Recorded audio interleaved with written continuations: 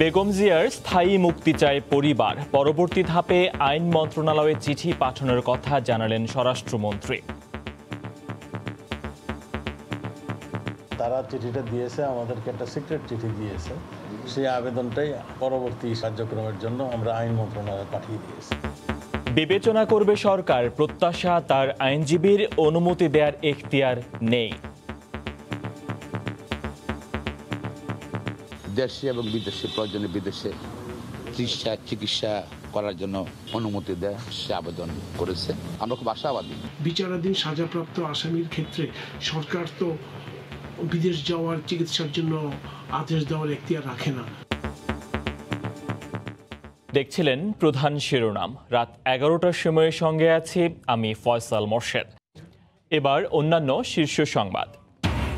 যত সিট তত যাত্রীর শর্তে 1 সেপ্টেম্বর থেকে আগের নিয়মে চলবে গণপরিবহন, কমবে ভাড়া। জনমনে স্বস্তি ফিরলেও ভাবাচ্ছে স্বাস্থ্যবিধি। করোনা থেকে সুস্থ হওয়ার পরও দেখা দিচ্ছে নানা শারীরিক জটিলতা। 5 বছর পর্যবেক্ষণে থাকার পরামর্শ, আজও 32 জনের মৃত্যু।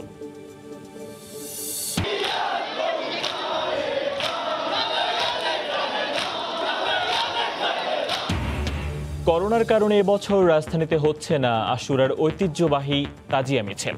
ইমামবাড়ার ভেতরে আনুষ্ঠানিকতা, জোরদার নিরাপত্তা।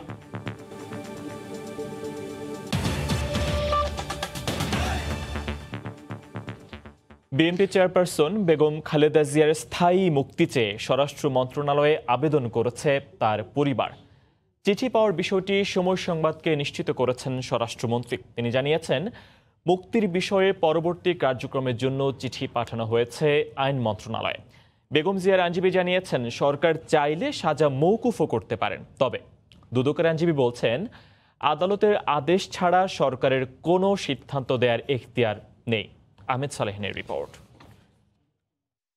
দুর্নীতির 2 মামলায় দণ্ডপ্রাপ্ত বেগম জিয়ার সাজা স্থগিতাদেশের মেয়াদ শেষ হওয়ার আগেই এবার স্থায়ী মুক্তির আবেদন করেছে তার পরিবার। শারীরিক অসুস্থতার কথা উল্লেখ করে স্বরাষ্ট্র মন্ত্রণালয় পরিবারের পক্ষ থেকে আবেদন করেন বেগম জিয়ার ছোট ভাই শামীম ইস্কান্দার। তারা চিঠিটা দিয়েছে, আমাদেরকে একটা সিক্রেট চিঠি দিয়েছে। এইটা প্রকাশ করা আমাদের পক্ষে ঠিক হবে না। তবে একটা পত্র দিয়েছেন, তার এই মেয়াদ শেষ হয়ে যাচ্ছে, সেই ভিত্তিতেই আর একটু বিষয়ের জন্য দিয়েছেন। পরবর্তী প্রক্রিয়া নিয়েও কথা বলেন স্বরাষ্ট্রমন্ত্রী। তবে সরকারের ওপর বেগম জিয়ার স্থায়ী মুক্তির নির্ভর করছে বলে জানা গেছে। সেই আবেদনটাই আমাদের পরবর্তী ইসের জন্য, ওইটার কার্যক্রমের জন্য আমরা আইন মন্ত্রণালয়ে পাঠিয়ে দিয়েছি। বেগম জিয়ার আইনজীবীরা বলছেন, করোনা পরিস্থিতির কারণে তার চিকিৎসা সম্ভব হয়নি, তাই মুক্তির মেয়াদ বাড়ানোর আবেদন করা হয়েছে। এদিকে দুদকের আইনজীবী বলছেন, আদালতের অনুমতি ছাড়া সরকার চিকিৎসার জন্য বিদেশ যাওয়ার অনুমতি দিতে পারেন না। যে উদ্দেশ্যে তাকে মুক্তি দেওয়া হয়েছিল, অর্থাৎ উচ্চতর চিকিৎসা, করোনার কারণে সেটা সম্ভব হয়নি। তাই স্বাভাবিকভাবে তার পরিবারের তরফ থেকে যদি আবার আবেদন করা হয়, মানবিক কারণে সেটা তারা সম্পূর্ণভাবে মকুব করে দিতে পারে। বিদেশে আমরা যে খোঁজ খবর নিয়েছি, তার অনেকগুলো সেন্টার আছে, যে সেন্টারগুলোতে এগুলো চিকিৎসা হয়। আর এটা সম্পূর্ণটাই নির্ভর করছে তার ইচ্ছার উপরে, উনি যাবেন কিনা, যেটা চান কিনা। 1, 2 নম্বর হচ্ছে তার যাওয়ার মতো কোনো সুযোগ তৈরি হচ্ছে কিনা, সৃষ্টি হচ্ছে কিনা, সব মিলিয়ে। বিচারাধীন সাজাপ্রাপ্ত আসামির ক্ষেত্রে সরকার তো বিদেশ যাওয়ার চিকিৎসার জন্য আদেশ দেওয়ার এখতিয়ার রাখে না। এই আবেদনগুলো আইনের দৃষ্টিতে গ্রহণযোগ্য নয়। গত 25শে মার্চ 2 শর্তে মানবিক কারণে সরকারের নির্বাহী আদেশে সাজা স্থগিতাদেশের পর 6 মাসের জন্য মুক্তি পান বিএনপি চেয়ারপারসন বেগম খালেদা জিয়া। সেই সাজার মেয়াদ শেষ হচ্ছে আগামী 25শে সেপ্টেম্বর। দুর্নীতির মামলায় 2018 সালের 8ই ফেব্রুয়ারি দণ্ডিত হয়ে নাজিমউদ্দিন রোডের পুরাতন কেন্দ্রীয় কারাগারে যান বেগম জিয়া। এরপরই অসুস্থতার কারণে বঙ্গবন্ধু শেখ মুজিব মেডিকেল বিশ্ববিদ্যালয় হাসপাতালে ভর্তি করা হয় তাকে। আহমেদ সালেহিন, সময় সংবাদ, ঢাকা। এদিকে সরকার বিএনপি চেয়ারপারসন বেগম খালেদা জিয়াকে চিকিৎসার জন্য বিদেশে যাওয়ার অনুমতি দেবেন, এমন আশা তার আইনজীবী ব্যারিস্টার মাহবুব উদ্দিন খোকনের। রাতে গুলশানে বেগম জিয়ার বাসভবনে দেখা করে তিনি সাংবাদিকদের একথা জানিয়েছেন। বলেন, বেগম জিয়ার শারীরিক অবস্থা খুবই নাজুক, তার উন্নত চিকিৎসা প্রয়োজন। দেশে এবং বিদেশে প্রয়োজনে বিদেশে চিকিৎসা করার জন্য অনুমতি দেয়, সুযোগ দেয়, সে আবেদন করেছে।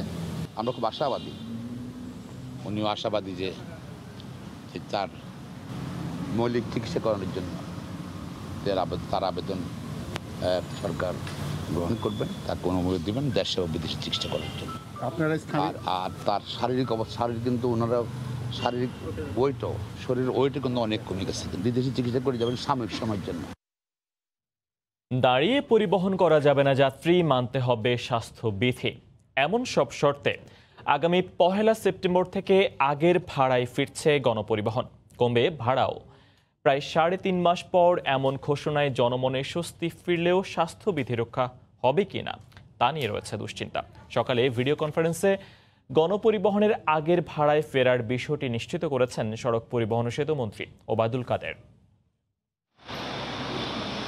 করোনার সংক্রমণ ঠেকাতে এবছর ২৬ মার্চের পর থেকে মে মাসের শেষ পর্যন্ত কার্যত বন্ধ হয়েছিল দেশের গণপরিবহন ব্যবস্থা। তবে 1 জুন থেকে যাত্রী সংখ্যা অর্ধেক নির্ধারণ করে দ্বিগুণ ভাড়ায় গণপরিবহন চালানো শুরু হয় দেশের সড়ক মহাসড়কে।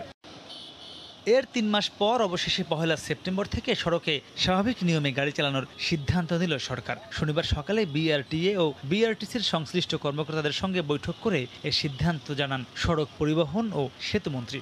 আমাদের অভিজ্ঞতা অতীতের খুব সুখকর নয়। ভাড়া অতিরিক্ত করার পরেও অনেক বিরূপ সমালোচনার মুখোমুখি আমাদের হতে হয়েছে। নিয়ম মানতেই হবে।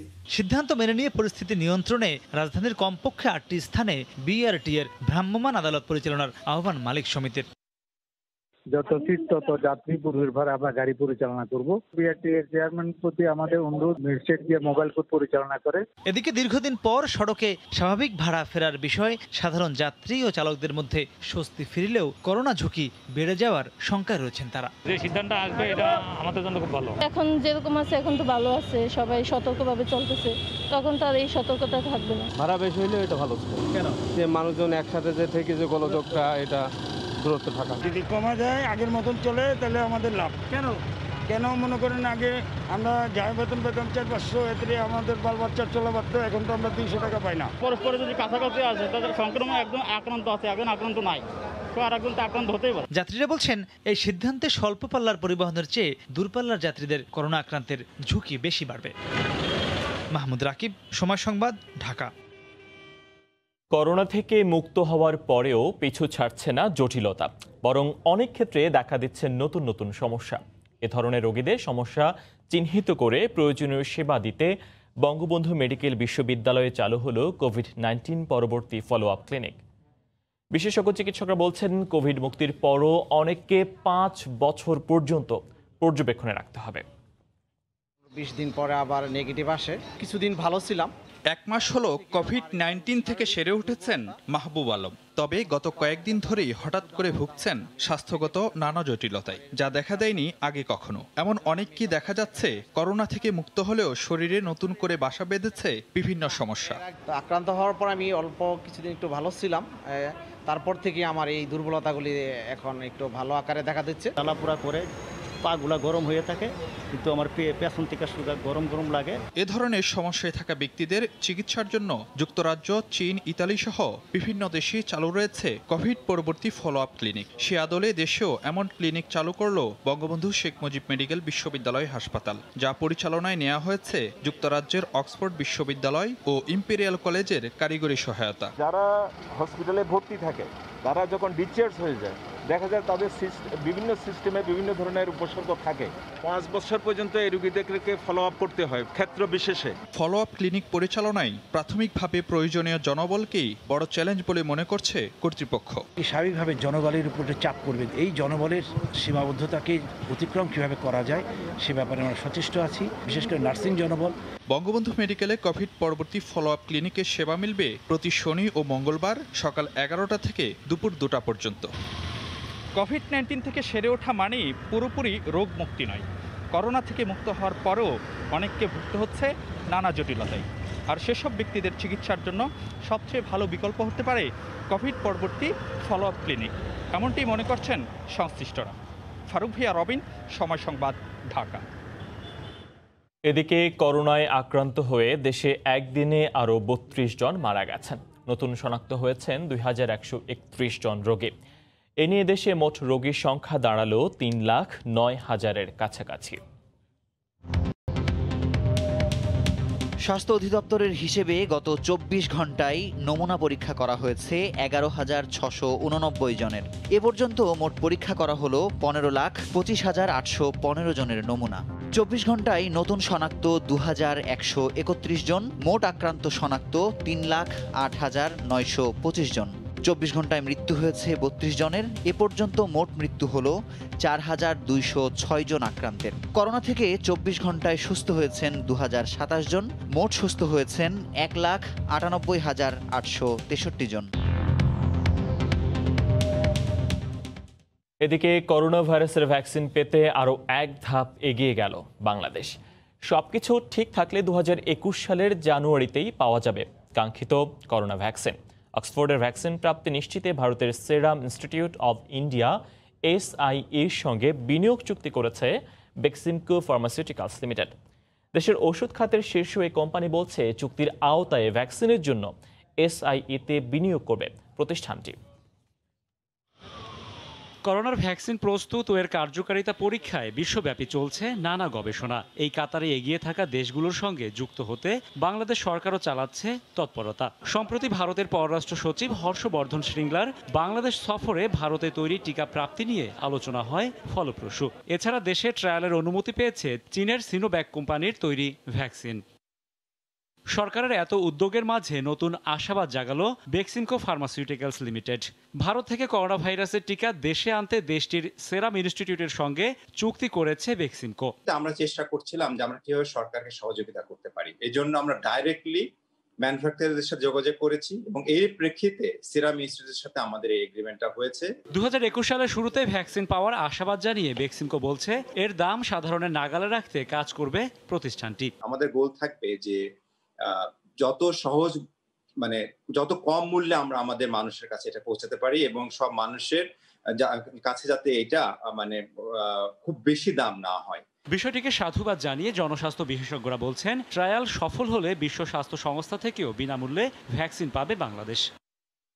যেটাই আসবে সেটাই আমাদের জন্য কিন্তু ভালো, যেহেতু আমরা নিজেরা ভ্যাকসিন তৈরি করতে সক্ষম না। গ্যাভি এবং WHO কিন্তু কিছু পার্সেন্টেজ অফ ভ্যাকসিন ফ্রি আমাদেরকে দিবে। এটা ওদের সাথে আমাদের চুক্তি থাকে গরিব দেশদের। করোনা টিকা আবিষ্কারে বিশ্বব্যাপী অন্তত ১৭০টি ভ্যাকসিন নিয়ে রিসার্চ চলছে। এর মধ্যে ফেজ 3 পর্যায়ে রয়েছে 30টি। এছাড়া অ্যাডভান্স স্টেজে আছে 7টি। রাশেদ বাপ্পি, সময় সংবাদ, ঢাকা। মহামারী করোনার কারণে এবছর রাজধানীতে হচ্ছে না আশুরার ঐতিহ্যবাহী তাজিয়া মিছিল। তবে স্বাস্থ্যবিধি মেনে ইমামবাড়াগুলোর ভেতরে শোক প্রকাশে সব ধরনের প্রস্তুতি সম্পন্ন করেছেন শিয়া মতাদর্শীরা।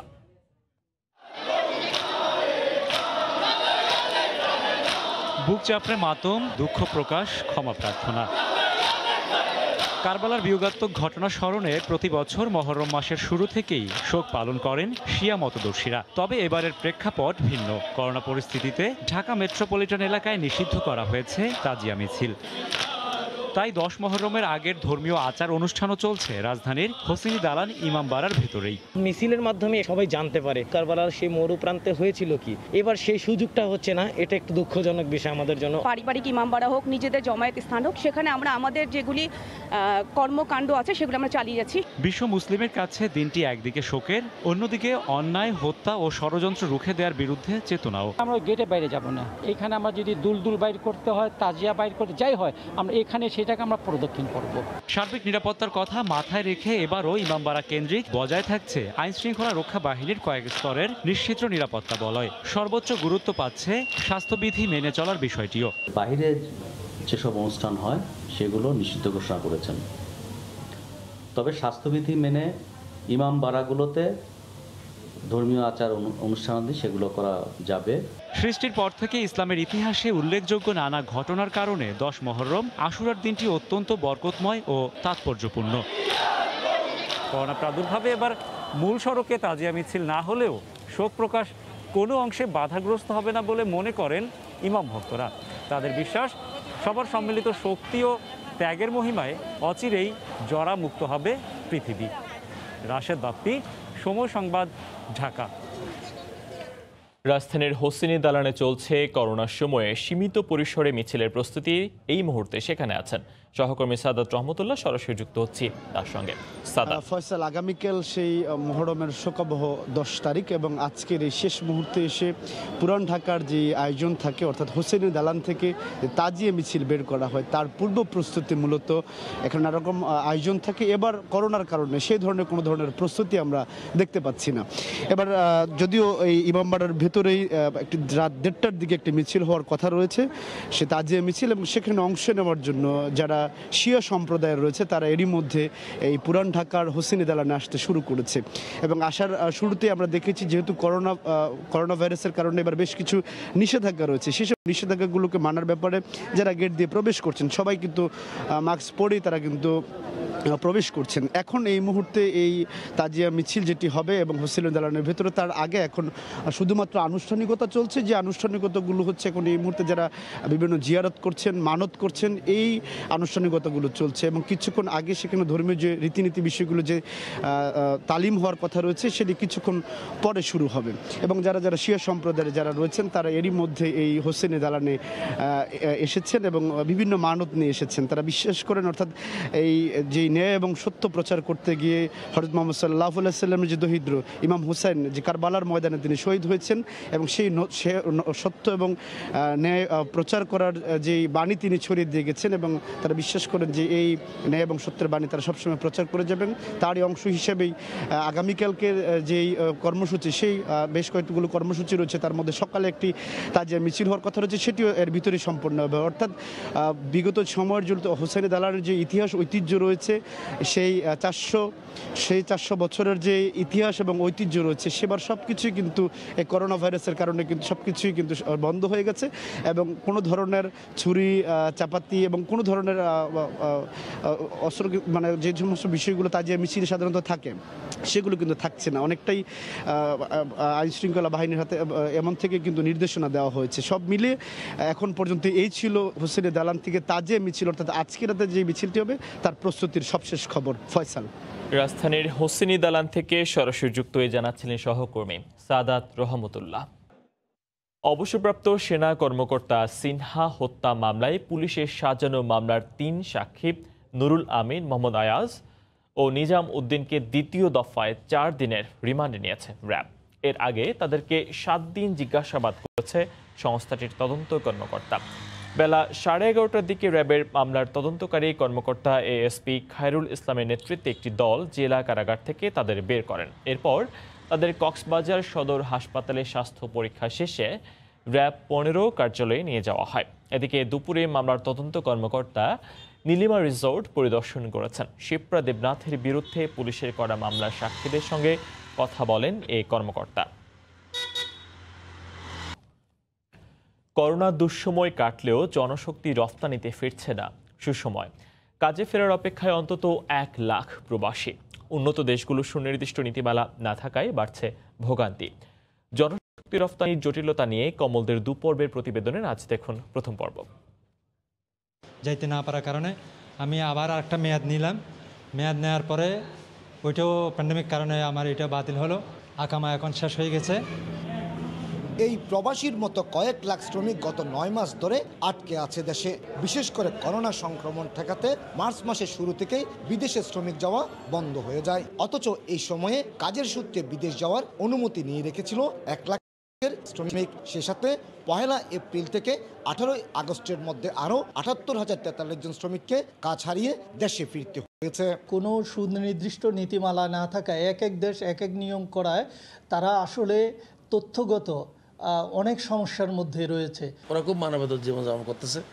ওরা অনেকের ছুটির মেয়াদ শেষ, অনেকের বিষয়ের মেয়াদ শেষ। দেশে এসে আটকে পড়া শ্রমিকদের তথ্য মতে প্রতি বছরই অক্টোবর থেকে শুরু হয় দেশে ছুটি কাটানোর সময়। সেই অনুযায়ী 2019 সালের অক্টোবর থেকে ডিসেম্বর পর্যন্ত ছুটি কাটাতে আসা আরও হাজার হাজার শ্রমিক তাদের নিজ নিজ কর্মস্থলে যেতে পারেনি। বিদেশ থেকে আসছে 6 মাস, আমাদের কোনো ইনকাম নাই। আমরা যে কত কষ্ট আছে ওগুলো তো সরকার কেউ দেখতেছে না। টাকার অভাব, কীরকম কষ্ট হচ্ছে আমি বাসায় বুঝতে পারতেছি না।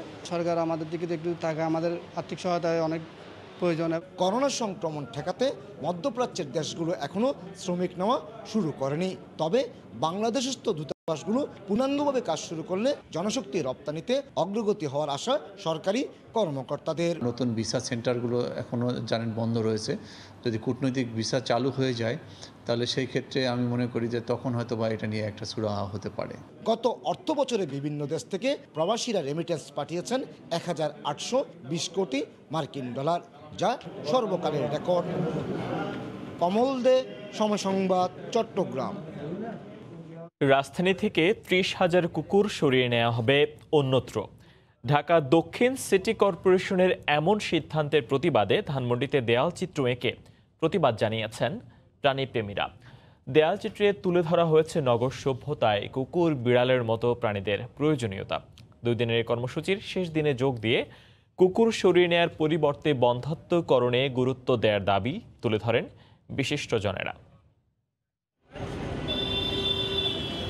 কুকুর মানুষের পরম বন্ধু। নগরীর পরিচ্ছন্নতা ও নিরাপত্তায় তাদের অবদানের শেষ নেই, কিন্তু উপকারের বিপরীতে বরাবরই কুকুর বিড়াল ও কাকের মতো প্রাণীদের সহ্য করতে হয় নানা নিপীড়ন। সেই চিত্র ফুটে উঠেছে এই চিত্রকর্মে। সম্প্রতি ঢাকা দক্ষিণ সিটি কর্পোরেশন সিদ্ধান্ত নিয়েছে নগর থেকে সরিয়ে নেওয়া হবে 30,000 কুকুর। তার প্রতিবাদে রাজধানীর ধানমন্ডিতে দেয়াল চিত্র এঁকে প্রাণীপ্রেমীদের এই প্রতিবাদ। চোরদেরকে তাড়ায়, মানে অনেক কাজে আসে। নগরের নিরাপত্তা এবং নগরের ভারসাম্য রাখার জন্য প্রাণের গুরুত্ব কতটা, এই চিত্রটা হচ্ছে অনেকটা বিফোর অ্যান্ড আফটারের মতন। যথোপযুক্ত সার্ভে করে কতগুলো কুকুর আছে তা নির্ধারণ করে ভারসাম্য রক্ষার জন্য বন্ধ্যাত্বকরণ প্রকল্প করতে হবে। এই জন্য আমরা কিন্তু শুধু সেভের কথা বলি না, আমরা ম্যানেজ করার কথাও বলি। পিপল ফর অ্যানিমেল ওয়েলফেয়ার ফাউন্ডেশনের আয়োজনে এই কর্মসূচিতে যোগ দেন পরিবেশ ও প্রাণীপ্রেমীরা। প্রতিবাদ জানান কুকুর স্থানান্তরের সিদ্ধান্তের। আমাদের লাইফস্টাইলে প্রত্যেকটা প্রাণী, প্রত্যেকটা প্রাণ, কাক, ব্যাঙ, সাপ, ইঁদুর, প্রত্যেকটা জিনিসের প্রয়োজন আছে। 2019 সালের প্রাণী কল্যাণ আইন অনুযায়ী মালিকবিহীন কোনো প্রাণী নিধন ও অপসারণ দণ্ডনীয় অপরাধ। কিফায়াত শাকিল, সময় সংবাদ, ঢাকা। চলতি বছরে এইচএসসি পরীক্ষার বিষয়ে সরকার এখনও সিদ্ধান্ত নেয়নি। এক বিজ্ঞপ্তিতে বিষয়টি স্পষ্ট করেছে শিক্ষা মন্ত্রণালয়। বিজ্ঞপ্তিতে দাবি করা হয়, মিনিস্ট্রি অব এডুকেশন বোর্ড নামের একটি ভুয়া ফেসবুক পেজ থেকে আগামী 15 অক্টোবর থেকে পরীক্ষা হবে বলে মিথ্যা তথ্য ছড়ানো হয়েছে। ওই পেজের সব কার্যক্রম অসত্য। তাই এ তথ্যে বিভ্রান্ত না হয়ে শিক্ষক, শিক্ষার্থী, অভিভাবক সহ সবাইকে সতর্ক থাকার আহ্বান জানিয়েছে সরকার। বলা হয়, পরীক্ষা নেওয়ার অন্তত 15 দিন আগে নোটিশ দেওয়া হবে। তীব্র স্রোত ও পদ্মা সেতুর নিরাপত্তার স্বার্থে শিমুলিয়া কাঁঠালবাড়ি রুটে অনির্দিষ্টকালের জন্য রাতে বন্ধ থাকবে ফেরি চলাচল। ঘাট কর্তৃপক্ষ জানিয়েছে, গত রাত 3টার দিকে 25টি যানবাহন নিয়ে শিমুলিয়া থেকে ছেড়ে আসা রো ফেরি বীরশ্রেষ্ঠ জাহাঙ্গীর লৌহজং টার্নিং পয়েন্ট আটকে যায়। দীর্ঘ 11 ঘন্টা পর দুপুর 2টার দিকে এটিকে উদ্ধার করা হয়। এদিকে পদ্মায় তীব্র স্রোত থাকার কারণে সকাল থেকে ফেরি চলাচল ব্যাহত হচ্ছে। এতে ঘাট এলাকায় পারাপারের অপেক্ষায় রয়েছে প্রাইভেট কার, বাস ও ট্রাক সহ কয়েকশো যানবাহন। এ রুটে 17টি ফেরির মধ্যে এখন চলছে মাত্র 2টি।